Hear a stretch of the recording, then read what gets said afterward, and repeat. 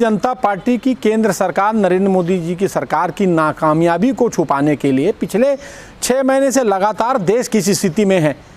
चीन डंके की चोट पर भारत की जमीन पर कब्जा कर रहा है।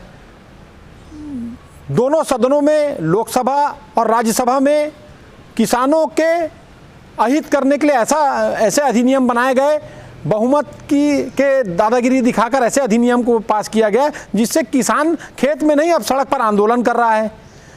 कोरोना की स्थिति ऐसी है कि पूरे विश्व में सबसे ज़्यादा संकट पे भारत देश है। हम मौत की संख्याओं को कम नहीं कर पा रहे हैं, हम स्वास्थ्य सेवाओं में उसको रोक नहीं पा रहे हैं। ये मोदी सरकार की नाकामयाबी है।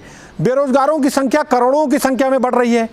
आज आर्थिक स्थिति क्या है? जीडीपी -23 की ओर चले गया। तो भारतीय जनता पार्टी इन ज्वलंत मुद्दे को नरेंद्र मोदी जी छुपाना चाहते हैं। इसीलिए क्या मुंबई में जो फिल्मी कलाकार हैं, ड्रग्स, क्या उनके व्हाट्सएप से ही केंद्र सरकार को उसके व्हाट्सएप के माध्यम से ही ड्रग्स की जानकारी मिली? क्या भारतीय जनता पार्टी केंद्र सरकार का खुफिया तंत्र एनसीबी कहाँ गया था? क्या और ये ड्रग्स इस देश में नहीं बिक रहा है? ये ड्रग्स देश में बिक रहा था भारतीय जनता पार्टी की सरकार में। भारतीय जनता पार्टी चूंकि इस पर कुछ ध्यान नहीं दे रही थी, अब जब इन मुद्दों से लोगों का ध्यान भटकाने के लिए भारतीय जनता पार्टी के नेता नरेंद्र मोदी जी अलग अलग तरीके से, जो फिल्मी हस्तियां जिनका ग्राफ आम आदमी के बीच में या जिनके फॉलोअर मोदी जी से भी ज़्यादा हैं, मोदी जी अपनी लोकप्रियता को बताने के लिए, कि उनकी लोकप्रियता को जनता के सामने दिखाने के लिए जानबूझकर कि मीडिया के माध्यम से या फिल्म के माध्यम से अलग अलग तरीके से वो चाहते हैं कि उनकी विचारधारा